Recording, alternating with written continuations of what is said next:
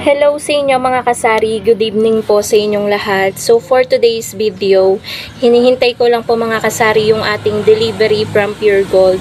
Sabi po ng taga Pure Gold kasi kachat ko sila sa messenger at nag-text na din sila dun sa total purchase na umabot ng 2,582 pesos.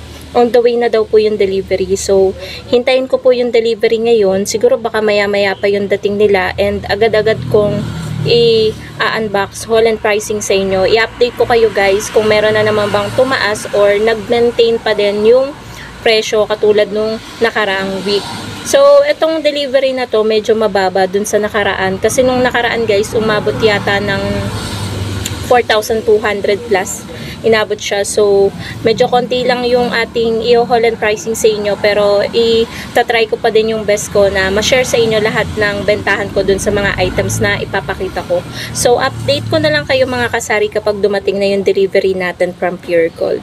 A few moments later. Mga kasari, ayan na po, saktong-sakto. Kakatapos ko lang mag-intro. Dumating na po yung taga Pure Gold. Ayun po sila sa kabila.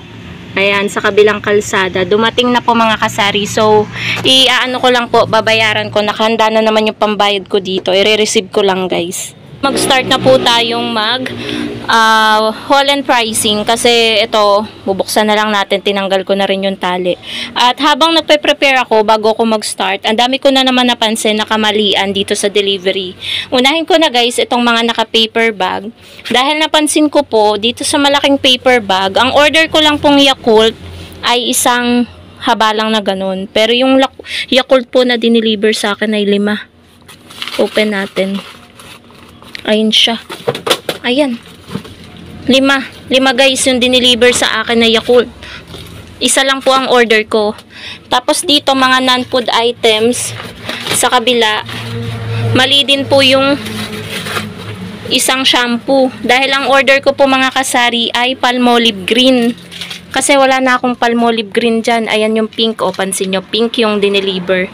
Alam na alam ko na green yung aking in-order. Kasi guys, 3 sachet na lang yung Palmolive Green ko at alam ko na ito yung mabenta kaya yan yung in-order ko. Mali yung nadampot nung naglalagay siguro sa cart. And then meron din tayo ditong Sunrox na 250 ml, 18 pesos ang bentahan ko niyan guys. Tapos yung shampoo, tagsi 7 yung Yakult ang bentahan natin. Sana mapaubos natin to kasi nung nag-stocks ako nito ng marami, nagkaroon ako ng isang ganitong expired na Yakult. So hindi ko na ininom guys kasi parang namumuo na siya. So yung Yakult natin ay 12 pesos yung bentahan guys. So dito na tayo sa naka-box. Ito lang naman guys yung naka-box. Iisa lang kasi worth ano lang naman 2,582. And then yung chichirya na order natin, hindi ko naman akalain na magiging mabenta ang chichirya. Konti lang yung na-order natin kasi nga nung umalis kami nung Monday, biglaan dating si Sir Marcel. Kukuha pala siya ng order. Hindi ako nakapag-prepare, hindi ako nakapaglista. Kaya kung ano lang yung makita ko, ang dami ko nakaligtaan. So ayan, piatos lang yung na-order natin. So, ayun pa mga kasari, meron lang bumili na bata. 18 pesos yung ating piatos. Dito na lang muna natin ilagay sa gilid. And then, ang order ko po, ayan, mali na naman yung inilagay nila. Ang order ko ay fudgy bar na green kasi wala nang laman yung green na nakalagay doon. So, mali na naman, assorted yung inilagay nila. Ang daming kamalian sa delivery ngayon guys. Napakatagal naman nito, Monday pa, ngayon ay Thursday. Halos 3 days yung nila, 'di ba?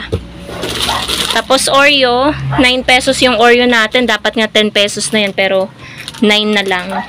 Konti lang ang tubo natin diyan. Sa Fudgy Bar 9. Toyo suka, yung toyo ay 12, suka ay 10. May prutos tayo dito, ayan. 5-4 pero binebenta ko pa rin siya ng piso kasi nasanay yung mga customer. Pero sa mga Max, 5-4 na talaga pati sa mga Snow Bear. Tapos eto, combi, 8 pesos na sa akin yan. So ang na-deliver lang pala na chichirya, panay out of stock na naman sa chichirya. Hahanapan na naman ako ng mga customer ng chichirya. Madi-disappoint na naman sila kasi piatos lang talaga yung na-deliver. And then, pansit canton, Ayan, meron tayong sweet and spicy, calamansi, chili mansi. Tag si 16 pesos yan, guys. Sana naman kompleto naman yung mga kape. Kasi wala na talaga tayo, guys. Halos nakaano dyan sa mga kape. Halos wala na nakasabit. Ayan, merong creamy white. Ayan. Babalik na naman yung bata. Wait lang, guys. So, lahat, guys, ng tinatanong ng bata, wala. Pero nag-order tayo nung iba kay Pure Gold. Ayan yung minsan disadvantage kapag nag-order tayo. Minsan ina-expect natin na dadating tapos hindi naman pala. So yung kape natin ay 15 pesos. Ito, meron tayong Great Taste White Twin Pack, 15 pesos. Max, ayan, 5-4 ang bentahan. Nescafe Original Twin Pack. Dalawang tayo itong in-order ko, guys. Dahil ito ang pinakamabentang kape. 15 pesos din. And then, Great Taste Choco. Ayan. 15 pesos. Ito yung pinakamahal na kape. Mas mahal pa siya sa kopi ko. And then, Nescafe Classic. 23 grams. 23 grams na lang siya, guys. Binawasan ng 2 grams. Pero yung bentahan natin ay 25 pesos na nito. Yung jammy natin, ayan, na parang cream stick, ay 5-4 na din yung bentahan ko dito. Tapos ito, 23 pesos. 350 ml na toyo. Dato puti. Ligo Sardines, 27 pesos. Yung pula, guys. And then, meron din tayong Nescafe Stick. Ito. Buti na lang meron na. 3 pesos yung bentahan natin ito per stick. And then, meron din tayong Argentina Corn Beef. 38 pesos. Birch Tree. Ayan. 11 pesos na yung bentahan natin ng Birch Tree. And then, itong 555 Tuna Hot and Spicy ay 36 pesos. Halukayin pa natin, guys. Baka meron pa tayong hindi na haul. And then, per piece na naman yung inano sa akin. Tang Orange. Isang dosena yata to or 6 na peraso. 22 pesos.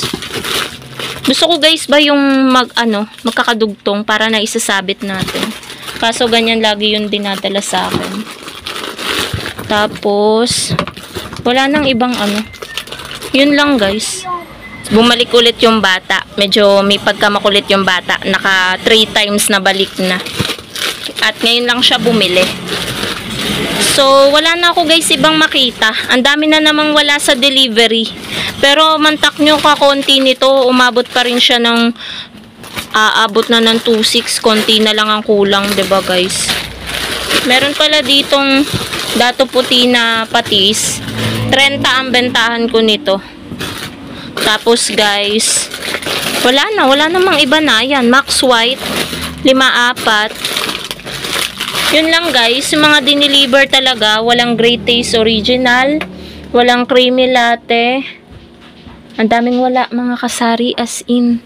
Medyo talaga nakaka-disappoint. Luncheon meat na Pure Foods, yung small, hindi malalagyan ng laman to. Halos walang mailalagay dito sa ating delata and condiment section. Pati na rin sa ating chicheria. And then sa ating glass shelves, yung lalagyanan natin ng mga biskwit. Kitang-kita nyo, guys. Kitang-kita na yung kalsada. Ayan, oh. Wala na halos laman. Pero wala tayong magagawa kasi yan lang talaga yung dumating. So, ayun po, mga kasari, dito ko na rin po tatapusin yung aking vlog kasi i-display ko na po ito at i-arrange dito sa ating sari-sari store at meron din pong bumili ng 4 na Red Horse. Pangalawang batch na yun kasi may nagiinuman dun sa karinderya ni na mother. So, yun, guys, dito ko na rin tatapusin ang aking vlog. Thank you so much for watching and good evening po sa inyong lahat.